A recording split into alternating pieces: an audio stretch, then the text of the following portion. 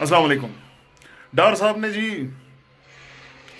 2017 का इस मुमलिकत खुदादाद पाकिस्तान का बजट पेश कर दिया।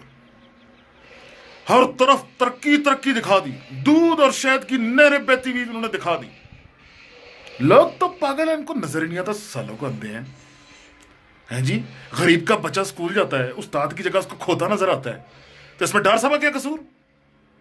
अरे कसूर तो उसकी आंखों का है जी। गरीब अपने प्यारे को लेकर अस्पताल जाता है, लेटने के लिए बेड नहीं, देखने के लिए डॉक्टर नहीं, खाने के लिए दवा नहीं, इसमें डार साहब का क्या कसूर? वो गरीब पागल है जी, उसको नजर ही गलत आता है। 2100 अरब डार साहब ने कहा है कि जी मैं खर्च करूंगा डेवलपमेंट पे। हैं जी, ये इतनी रोड है, मेट्रो, ओए होए, हर तरफ orange line, blue line, purple line, pink line, yellow line, सब लाइन, गाड़ियां होंगी, बसें होंगी, टैक्सियां होंगी, ट्रेनें होंगी।